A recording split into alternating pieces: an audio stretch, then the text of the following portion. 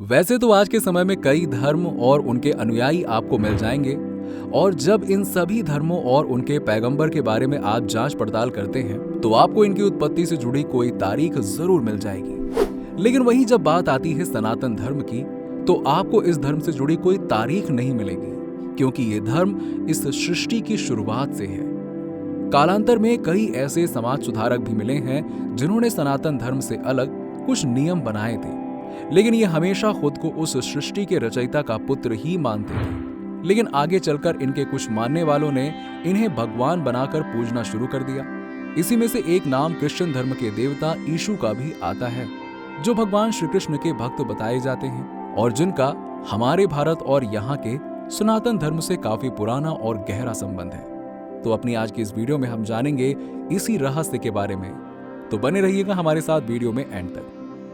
Christian में काफी माने जाने वाले ईसा मसीह का जन्म पहली शताब्दी में 25 दिसंबर को यरूशलेम में बेतलहम गांव में हुआ था, जिसे आज क्रिश्चियन में क्रिसमस के तौर पर काफी धूमधाम से मनाया जाता है। अगर हम बाइबल की माने तो यीशु की मां, जिनका नाम मरियम था, उनका विवाह जोसेफ नामक व्यक्ति के साथ में तय किया गया था। लेकिन इसी बीच मरियम की मुलाकात जिब्राइल नाम के एक देवदूत से हुई, जिसके मिलने के बाद ये गर्भवती हो गई, जिसको जानने के बाद जोसेफ ने मरियम से विवाह करने से मना कर दिया। लेकिन जब देवदूत ने उसे समझाया कि मरियम के पेट में ईश्वर का अंश पल रहा है और उसे विवाह के लिए मना नहीं करना चाहिए, तब जोसेफ ने उनकी बात मानते हुए मरियम से विवाह कर लिया।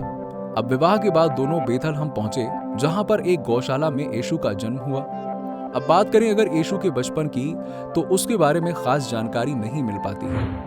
अपने बचपन से लेकर 13 वर्ष की आयु तक ये अपनी माता के साथ रहे, लेकिन 13 वर्ष से 29 वर्ष की उम्र उन्होंने कहां और किसके साथ व्यतीत की, इसके बारे में बाइबल में कोई चर्चा नहीं है।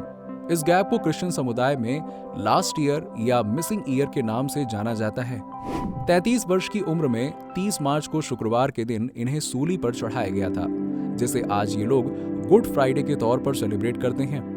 क्रिश्चियन लोगों में ऐसी मान्यता है कि सूली पर चढ़ाने के 3 दिन बाद यीशु वापस जिंदा हो गए थे, जिसे ये लोग ईस्टर के तौर पर सेलिब्रेट करते हैं। लेकिन इसके बाद इनके बारे में और कोई जानकारी नहीं मिलती है, इसलिए ये लोगों के बीच में चर्चा का विषय बना रहता है। भारतीय दार्शनिक ओशो इसके बारे में बताते हैं कि जब भी किसी के अंदर सच की जिज्ञासा जागती है, वो भारत का ही रुख करता है। ओशो के मुताबिक 13 से 23 साल के बीच का जिक्र न्यू टेस्टामेंट में नहीं है, क्योंकि इसी उम्र में ईसा मसीह भारत आए थे। जिस वक्त ये भारत आए थे, उस वक्त पूरा भारत महात्मा बुद्ध के विचारों में डूबा हुआ था और उन विचारों से ये भी काफी प्रभावित थे। हालांकि क्रिश्चियन समुदाय इससे नकारता रहा है। अगर महात्मा बुद्ध और यीशु के उपदेश की तुलना की जाए तो दोनों में काफी हद तक समानता है। इनके उपदेश यहूदी धर्म से अलग होने की वजह से ही इन्हें सूली पर चढ़ाया गया था। कश्मीर में इनकी समाधि को लेकर बीबीसी ने एक रिपोर्ट जारी की थी, जिसमें श्रीनगर के एक पुराने शहर की इमारत को रोजाबल नामक बताया गया था। इस घर में एक मकबरा है जिसमें यीशु का शव रखा गया है। वैसे ऑफिशियली इस घर में मौजूद कब्र को मुस्लिम के उपदेशक हजरत ओऊजा आसिफ का मकबरा बताया जाता है, लेकिन फिर भी ज्यादातर लोग इसे यीशु का ही मानते हैं और इसकी वजह है इसकी बनावट, क्योंकि मुस्लिमों में कब्र हमेशा उत्तर से दक्षिण में बनते हैं, जबकि ये पूरब और पश्चिम में बनी हुई है। इस कब्र की चर्चा पहली बार 1747 में तारीख आजमी नामक किताब में की गई थी, जिस पर बीबीसी ने हिडन स्टोरी ऑफ जीसस नाम से डॉक्यूमेंट्री भी बनाई है, जिसमें ओऊजा आसिफ को जीसस बताया गया है। 1869 में द बाइबल इन इंडिया नामक बुक में ये बताया गया था कि ये भगवान श्री कृष्ण के भक्त थे। इसमें यह भी बताया गया था कि कुछ दिनों तक यीशु के जगन्नाथपुरी में रहने की वजह से उनका नाम ईशा कृष्ण पड़ गया था और भाषाओं की फर्क की वजह से ही यूरोप में कृष्ण का नाम बदलकर क्राइस्ट और ईशा बदलकर जीसस हो गया, और इसीलिए यूरोप में ईशा कृष्ण का जीसस क्राइस्ट हो गया और ये लोग खुद को भी क्रिश्चियन यानी कि क्रिश्चियन कहने लगे।